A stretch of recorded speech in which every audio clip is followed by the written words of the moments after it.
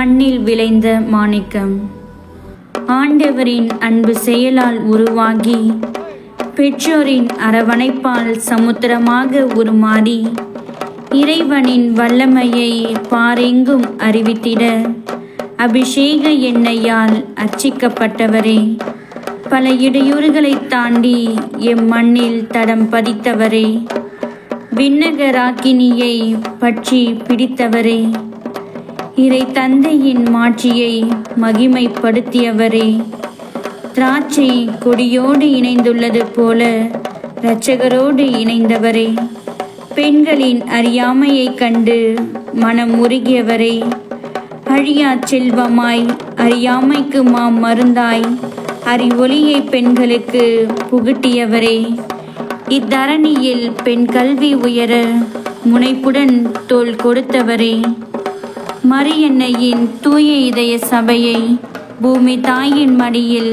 விதைத்தவரே, எதிர்கொண்ட இன்னல்களை தனக்குள் மறைத்து கொண்டு புன்னகைத்தவரே, ஆய்ந்து தெளியும் பண்பும் தொலைநோக்கு பார்வையும் உடையவரே, கருணை பார்வையால் சமுதாயத்தை ஈர்த்தவரே, சோர்வின்றி பல பணிகளை அயராது உழைத்தவரே, எளிமையை ஆடையாய் தரித்தவரே, ஏழை எளியோர் அனாதை பிள்ளைகளுக்கு தந்தையானவரே, கண்ணும் கருத்துமாய் கால நேரமின்றி பல அழியா முத்துக்களை காகிதத்தில் பதித்தவரே, பொறுப்பில் நுணுக்கமும் பிரமாணிக்கமும் துணிவும் உடையவரே, எழில் உருவம் கொண்ட எம் துப்பி தந்தையே, எமதுள்ளம் நாளும் புகழ் போற்றுமே, வாழ்க நீர் எம் மனங்களிலே. பிரான்ஸ் நாட்டில் ஜான்ஸ் நகரில் திரு எத்மே லூயி துப்புய், திருமதி விக்டோரியா இரண்டாவது தவ புதல்வர் தந்தை லூயிஸ் துப்புய். 18/8/1806 இவரது பிறப்பாகும். இவரது ஆரம்ப கல்விக்கு வித்திட்டது இயேசு சபை நடத்திய பள்ளி. இவரது அறிவு கூர்மை, ஞாபக சக்தி, சிந்திக்கும் ஆற்றல், ஒழுக்கம், இறை விசுவாசம் மற்றவர்களை கவர்ந்தது. மன்னக திராட்சை தோட்டத்தின் அதிபரின் மகனான தந்தை துப்புயை விண்ணக தந்தை தனது திராட்சை தோட்டத்தில் இறை பணியாற்ற இறையழைப்பு விடுத்து தேர்ந்தெடுத்தார். சான்ஸ் உயர் மறைமாவட்ட குறுமடத்தில் சேர்ந்து எளிமை, தாழ்ச்சி, இறை பராமரிப்பில் தன்னைத்தானே அலசி ஆராய்ந்து தானே ஆய்வு செய்த பின் ஆயரின் அனுமதியுடன் 1831 மே 25 அந்நிய வேத போதக பயிற்சி பெற குறுமடம் சேர்ந்தார். தந்தை துப்புவியின் ஆன்மீக முதிர்ச்சி, அளப்பரிய அறிவுத்திறன், செயலாக்கத்தை கண்டறிந்த பயிற்சியாளர் 365 நாளின் பயிற்சியை 40 நாட்களில் முடித்தார். அயல் நாடு சென்று இறைப்பணி ஆற்றலாம் என உத்தரவு கிடைத்தாலும் கலாச்சாரம், சமயங்கள், மொழிகள் சங்கமிக்கும் நமது பாரத நாட்டை தனது பணிக்கு சிறப்பானதாக தேர்ந்தெடுத்தார். 4/7/1831 இவரது பணிக்கான பயணம் ஆரம்பமாகி பிரான்ஸ், ரெயூனியன் தீவு, மொரிஷியஸ் தீவு மூலம் வந்து தங்கி 9/12/1831 புறப்பட்டு 9/4/1832 நமது புகழ்மிக்க புதுவை மாநிலம் வந்து சேர்ந்தார். 1844 புதுவையில் நடைபெற்ற குருக்கள் பேரவையில் பெண் கல்வி புகட்ட கன்னியர் சபையை உருவாக்க அனுமதி பெற்றார் நம் தந்தை. அதற்கான பொருளாதாரத்தை தனது குடும்ப உறுப்பினர்கள் தான் சார்ந்திருந்த சபையின் மூலமாக நிதியுதவியும் பெற்றார். தனியொரு மனிதனாக எதிர்கொண்டு இறை திட்டப்படி 16/10/1844 ராஜா வீதியில் திரு அமிர்தம் பிள்ளையின் வீட்டை வாடகைக்கு எடுத்து தூய இதய மரியன்னையின் சபையை தோற்றுவித்தார். இந்திய பெண்கள் கல்வி கற்க இந்திய பெண்களை கொண்டு ஏற்படுத்தப்பட்ட முதல் துறவற சபை நமது சபையே. இதன் முதல் தலைவி கார்மேல் சபை மடத்து தலைவி தெரசம்மாவாகும். பெண் கல்விக்கான பள்ளியும் துவங்க வேண்டுமென 17/10/1844 இமாக்லேட் பள்ளியை தொடங்கினார் நம் அன்புமிகு துப்புய் தந்தை. அடுப்பூதும் பெண்ணிற்கு கல்வி எதற்கு என்ற மனநிலையில் இருந்த புதுவை மக்கள் பள்ளிக்கு பிள்ளைகளை அனுப்பவில்லை. கன்னியர்கள் சோர்வடையாமல் இறைப்பணியாற்ற இல்லங்களை சந்தித்து விழிப்புணர்வை அவர்களின் மனதில் விதைத்து குழந்தைகளை சேசுபிரான் வாய்மொழிக்கேற்ப தன்னிடம் அழைத்தது 1 100 100 பன்மடங்காகி குழந்தைகள் கல்வி பயின்று வருகிறார்கள். பள்ளிக்கு போய் வாம்மா, நல்லா படிக்க வேணுமம்மா. பள்ளிக்கு போய் வாம்மா, நல்லா படிக்க வேணுமம்மா. இந்த பழமையான சமூகத்தை மாற்ற வேணுமம்மா. பள்ளிக்கு போய் வாம்மா, நல்லா படிக்க வேணுமம்மா. எம் நிறுவன தந்தை இறை ஊழிய லூயிஸ் சவினியன் துப்பி அடிகளார் 1851ஆம் ஆண்டு புதுவையில் வின்சென்ட் பால் சபையை ஆரம்பித்து அதற்கு பொறுப்பாளராக இருந்து பிறரன்பு சேவையில் சிறந்து பல ஏழை எளிய மக்கள் பசியின்றி வாழ வழிகாட்டினார். எம் இறை அடியாரின் வழிகாட்டுதலுடன் பிறரன்பு சேவையில் சிறந்து சமூக செயல்பாட்டு பணியும் செய்ய ஆரம்பித்தார்கள் எம் சகோதரிகள். 1975ஆம் ஆண்டு சமூக செயல்பாட்டு பணிக்கென்று கோலாஸ் நகரில் தனி இல்லமும் சமூக பணி மையமும் ஆரம்பிக்கப்பட்டது. இன்று சபையளவில் பல்வேறு சமூக பணி மையங்கள் இயங்கி வருகின்றன. அதில் ஒன்றுதான் தட்டாஞ்சாவடி தியாக ஜோதி சமுதாய முன்னேற்ற மையம். இம்மையத்தின் வழியாக பல பெண்கள், குழந்தைகள் என பல்வேறு விதமான பணிகள் செய்து வருகின்றது. பெண்கள் பெற வேண்டிய விழிப்புணர்விற்கும் சமுதாயத்தில் சமநிலை பெறுவதற்கும் உறுதுணையாக சகோதரிகள் இருக்க வேண்டும் என்ற என் தந்தையின் கனவு இதோ இங்கே நனவாக்கி கொண்டு வருகிறார்கள். பொதுமடி பெண்ணே பொறுத்தது பொதுமடி வேணுமடி பொய்மைகளை பொசிக்கிறது. பொதுமடி பெண்ணே பொறுத்தது பொதுமடி வேணுமடி பொய்மைகளை பொசிக்கிறது.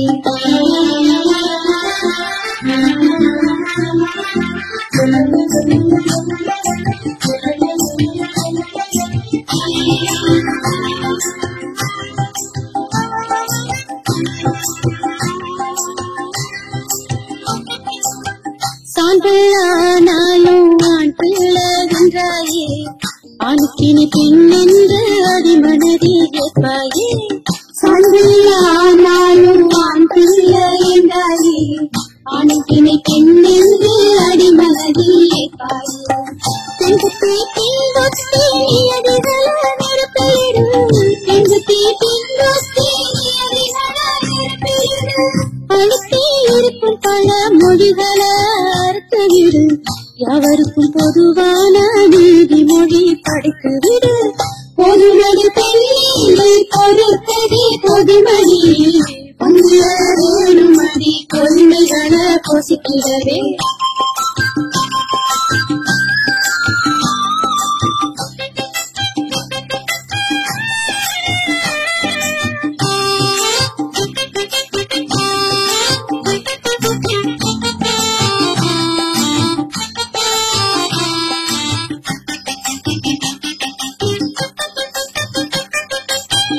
அழகு பதுமை என்று காட்சி பொருளாக்கினாய், வாசனை பொருள் என்று விளம்பரத்தில் காட்டினாய்.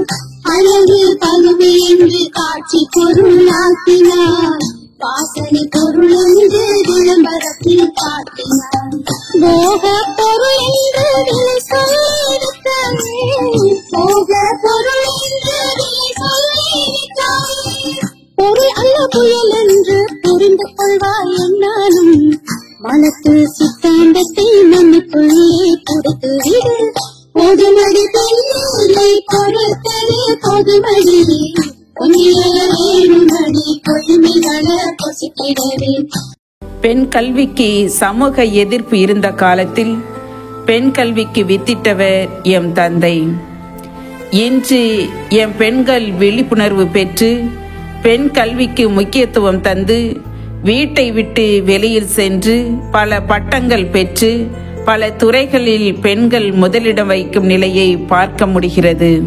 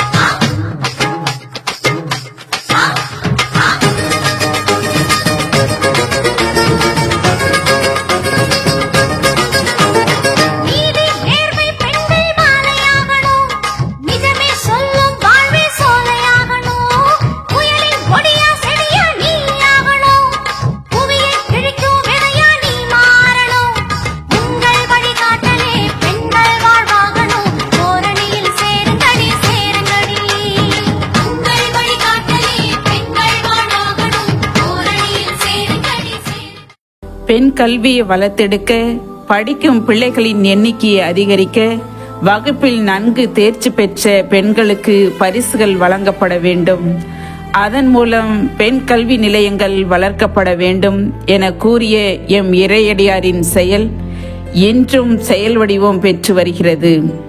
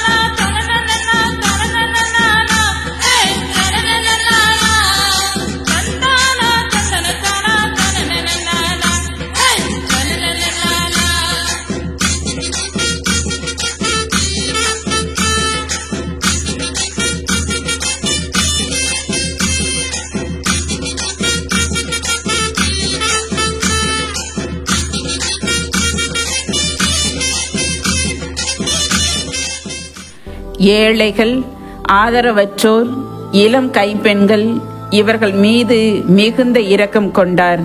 எனவே இவர்களுக்கென அனாதை இல்லங்கள், விடுதிகள், முதியோர் இல்லங்கள் முதலியவற்றை ஏற்படுத்தி இவர்களை பராமரிக்க உதவியதோடு அடிக்கடி சென்று அவர்களின் நலம் விசாரித்தார் எம் தந்தை. இன்று 76 இல்லங்கள் சபையளவில் இயங்கி வருகிறது.